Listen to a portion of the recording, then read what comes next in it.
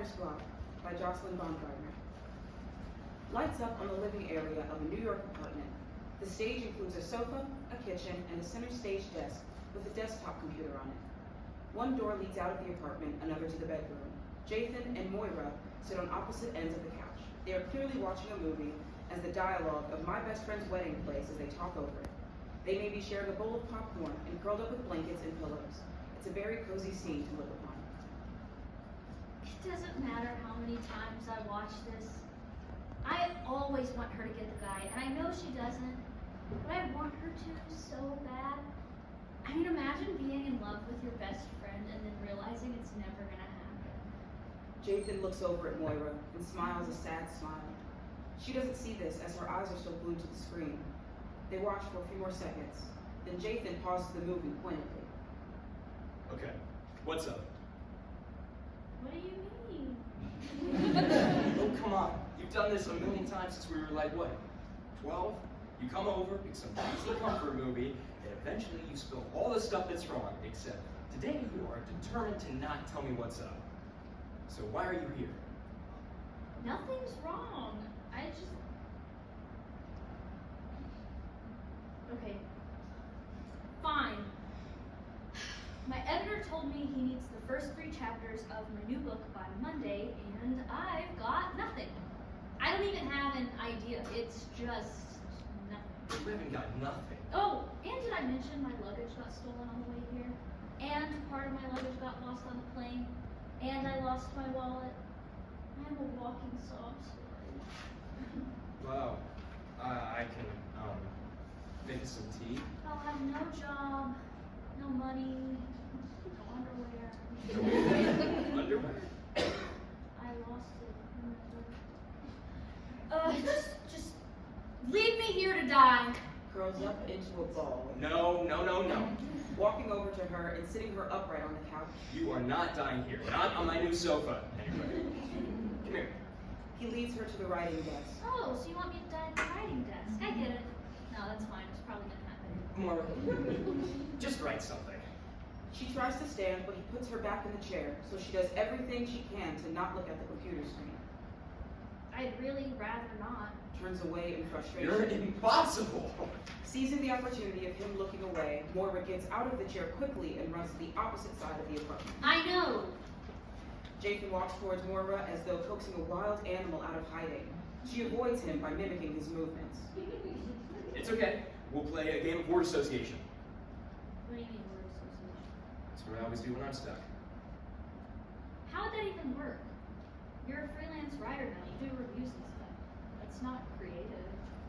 Okay, number 1, ouch, I do have to be creative.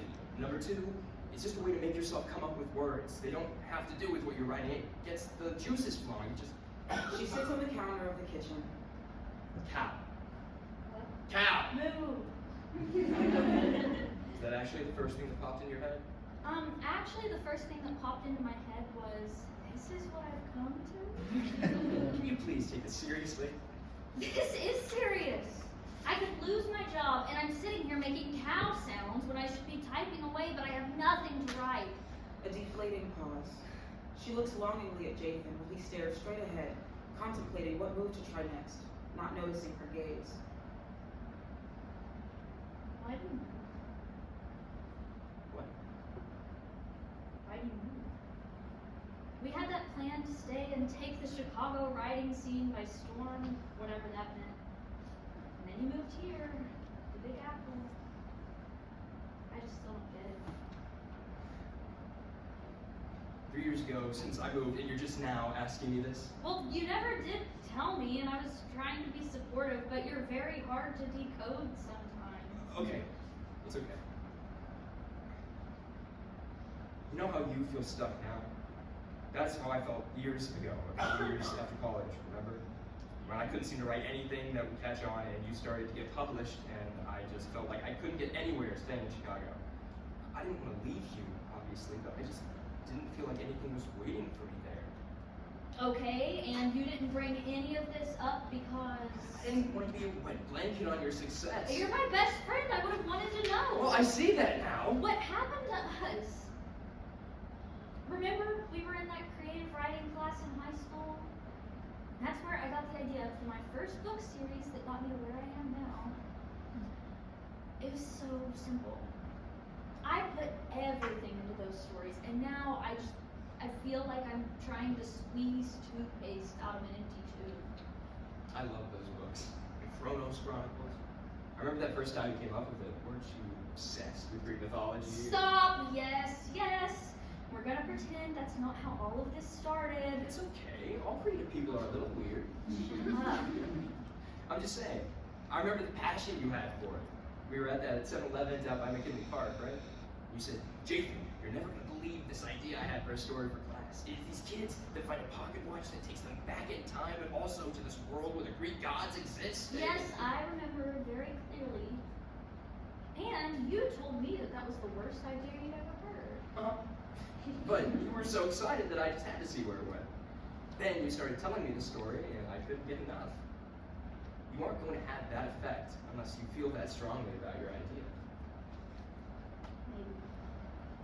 I just think that maybe I've reached a point in my life where I've got nothing like that left in me. I mean, after my parents got in a car accident, Leaning next to her on the counter and taking her hand. and I kept a house, so now I'm in this house all by myself. I've got a little bit of renown with some preteens and a whole lot of nothing else. Got me? I do. She leans her head on his shoulder, a moment filled with lots of history. Then it hits her. I do. That's it, that's what I've been missing. What? You! I don't know. Two best friends. Growing up in Chicago, spending afternoons in McKinley Park, but of course it's me, so I have to add a little magic in there. What's the point? So they stumble upon some sort of portal in a tree or something, I'll figure it out. And then there are these elves that try to rally a plan to take over the mortal world, but those are the bad elves because there's also these good elves. Jathan finally puts that tea kettle on the stove. Mora, get to the computer! What if Just sit down and let her rip. He accompanies her back to the writing desk. This time she sits willingly, but still hesitantly. She's afraid of the screen, but eager to start on this budding project. Jaden, Mora, what if it's awful? just What write. if it's just like everything else out there? Just What if write. it's the worst thing ever published? What if everyone hates me for it? It's so bad. Just write. Something?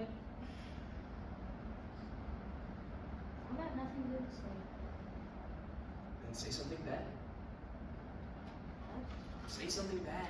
Say something so terrible that it makes people think, makes them reevaluate the genre of fiction. Just write something, Mora. You are one of the greatest minds I've ever known, and the amount of stuff you keep in your brain would make anyone else explode. But none of it means anything if you don't put something on paper and try to get it out into the world. It doesn't have to be the best you've ever written, but please, just write something. They stare intently into each other's eyes. The tea kettle whistles, the tension breaks. Jathan goes to pour the tea, and Moira looks back at the computer screen. She finally turns it on. The blank document threatens her. She begins to type. Deleting things often, but making progress nonetheless. Jathan turns, smiles warmly, and goes into the bedroom. Everything goes dark, except for a single faint light illuminating Moira at the computer desk. It's late at night, past midnight. She is typing away furiously. Definitely on a roll now and making her way through passionately. She sips from a coffee mug.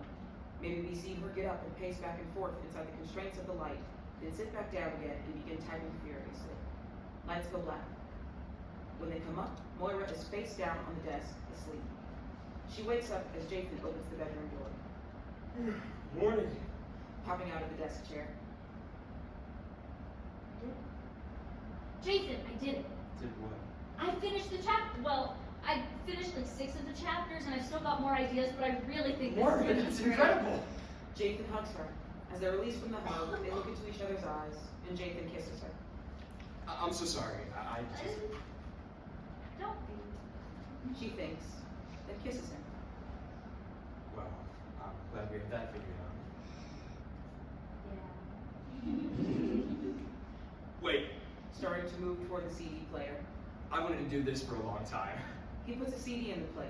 Can't Fight This Feeling by RAO Speedwagon begins to play. Don't you dare serenade me. Oh, it's happening. Oh, please, Oh, yes. no. He begins to dramatically mouth the words to her as she laughs.